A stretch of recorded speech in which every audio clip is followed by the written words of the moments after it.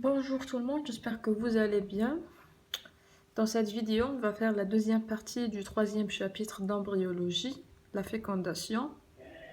On va traiter les étapes et les conséquences de la fécondation. Les étapes chez les mammifères seulement et les conséquences chez les mammifères et d'autres espèces. Dans la première vidéo, on a fait la définition de la fécondation et les modalités de la fécondation. Et là, on va faire les étapes et les conséquences. Pour les étapes, moi je les divisé en 4 pour mieux comprendre. On a la reconnaissance et l'adhérence du spermatozoïde à la zone pellucide. Elle se fait grâce à l'adéquation entre les récepteurs situés sur la membrane plasmique spermatique et les protéines de reconnaissance situées sur la zone pellucide. Cette adéquation va entraîner la réaction acrosomique. On dit que la réaction acrosomique est entraînée par la fixation du spermatozoïde à la zone pellucide. Il y aura une fusion de la membrane externe de l'acrosome et de la membrane plasmique de la tête du spermatozoïde, qui va former des pores, puis la libération des enzymes digestives de l'acrosome. Le hyaluronidase qui va dégrader l'acide hyaluronique contenu dans la zone pellucide et l'acrosine qui va désintégrer ou détruire complètement la zone pellucide. On a le schéma suivant. On a le noyau spermatique, l'acrosome, les pores, les protéines de reconnaissance. On a les récepteurs membranaires, la zone pellucide, l'ovocyte 2, le cytoplasme de l'ovocyte 2 et la membrane plasmique irrégulière. Et ça, c'est l'espace périvitellin. Pour le titre de ce schéma, c'est un schéma qui montre la réaction acrosomique ou acrosomiale au cours de la fécondation chez un mammifère. Pour la troisième étape, c'est la traversée de la zone pellucide. Le spermatozoïde va pénétrer à travers la zone pellucide tangentiellement et il va se retrouver à l'espace périvitellin. On a un deuxième schéma qui montre, le voilà. La tête spermatique va pénétrer tangentiellement à travers la zone pellucide pour se retrouver dans l'espace périvitellin. Après, elle va s'accoler dans les microvillosités ovocytaires. Et puis, elle va fusionner. Quatrièmement, on a la fusion des gamètes. C'est la fusion entre la membrane plasmique des deux gamètes, la membrane plasmique spermatique et la membrane plasmique de l'ovocyte 2. On appelle ça la plasmogamie. On a fini avec les étapes de la fécondation chez les mammifères. On entame les conséquences. Les conséquences de la fécondation. On a premièrement l'activation de l'œuf, blocage des polyspermies. On parle d'une piqûre spermatique qui va activer l'ovocyte 2. Le blocage des polyspermies, son but est décourager et empêcher la pénétration des autres spermatozoïdes.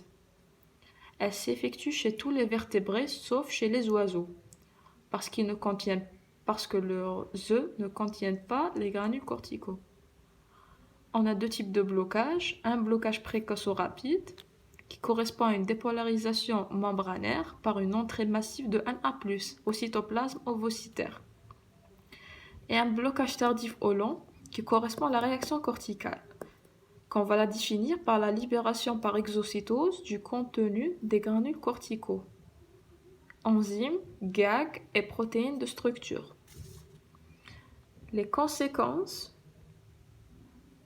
du blocage de la polyspermie, tardif ou lent, on a une destruction des liaisons intermembranaires et des sites de liaison des spermatozoïdes par les enzymes qui va entraîner un décollement de la membrane plasmique de la membrane vitelline qui était avant la fécondation étroitement liée.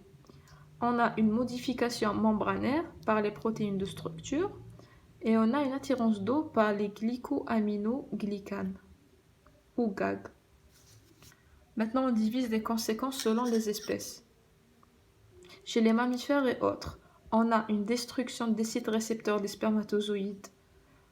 Donc, il n'y aura pas de reconnaissance, pas de fixation. Donc, les spermatozoïdes vont se détacher et se délaisser à la surface. Chez les oursins et les amphibiens, on a les modifications membranaires faites par les protéines de structure.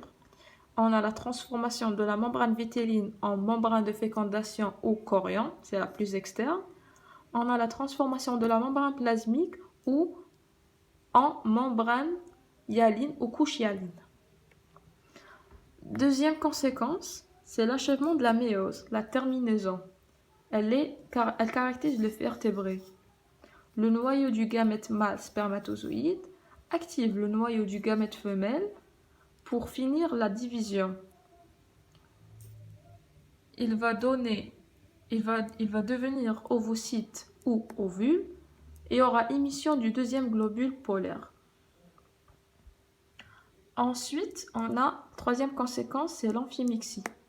C'est la fusion des deux noyaux au centre. Elle se fait par 4 stades.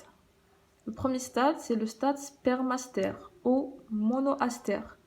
La formation du spermastère qui est une structure étoilée à partir du centriole proximal qui était inactif. Mâle, subissant une orientation de 180 degrés vers le centre de l'œuf. Ça, c'est chez l'oursin. Une décondensation de l'ADN, une augmentation de volume des noyaux spermatiques, pronucléés mâles et ovulaires, pronucléés femelles. L'achèvement de la division méiotique du noyau femelle chez tous les vertébrés. C'est l'achèvement de la méiose qu'on a fait ici.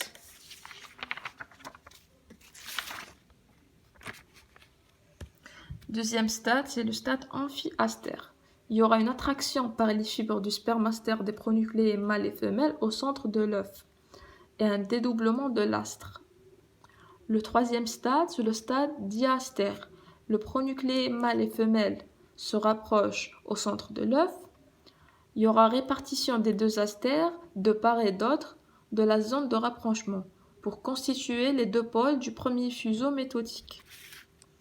Le stade amphimixie, on le divise en deux, chez les oursins et chez les mammifères. Chez les oursins, les deux pronucléés accolés vont fusionner avec formation d'une enveloppe nucléaire commune en un noyau de fécondation. Il y aura une condensation de la chromatine des deux pronucléés en chromosomes. Par contre, chez les mammifères, les pronucléés vont s'accoler, mais leur enveloppe nucléaire ne fusionne pas. Elles subissent une désintégration, une destruction complète. La condensation de la chromatine en deux pronucléés en chromosomes.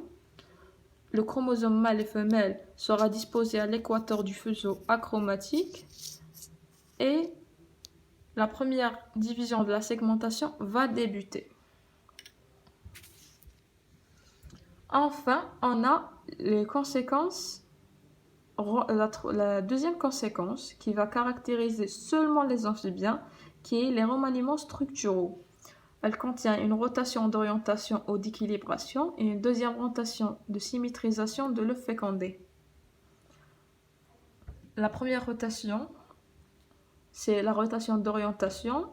Il y aura un décollement des deux membranes vitellines et plasmiques et la libération de l'œuf fécondé dans l'espace périvitellin. Ensuite, il y aura l'orientation du zygote selon les lois de la pesanteur, selon le gradient du vitellin, avec son pôle végétatif le plus lourd vers le bas et le pôle animal le moins lourd vers le haut. Et là, on va avoir le zygote, la calotte noire vers le haut et la partie blanche vers le bas. Ensuite, on a la rotation de la symétrisation de l'œuf fécondé. Elle fait la symétrie bilatérale. La calotte pigmentaire, qui est la couche cytoplasmique corticale, qui est contenue dans le pôle animal, va subir une bascule dans la piqûre du spermatozoïde. À l'opposé du point de l'entrée du spermatozoïde, le retrait du pigment découvre une zone plus claire qui est le croissant gris. d'un écart de 30 degrés. Il y aura la bascule de la calotte pigmentaire qui va laisser un petit retrait, une zone moins claire, moins foncée, qui est le croissant gris. Il marque la face dorsale du zygote, du germe. Et enfin, on a les changements métaboliques. C'est des conséquences communes. La modification de l'activité respiratoire, une synthèse d'ADN et d'activation des mitoses, pas d'augmentation dans les synthèses d'ARN, un déclenchement des synthèses des protéines et une utilisation massive des réserves.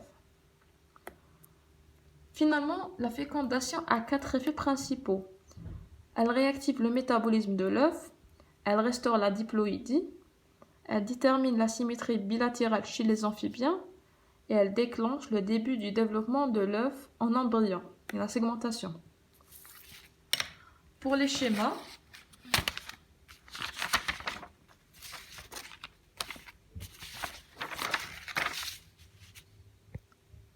alors on a ce schéma qui présente la réaction corticale.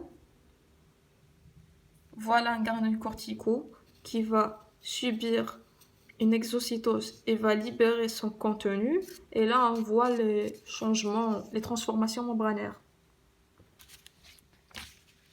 Là, on a l'amphimixie. Elle est très bien détaillée.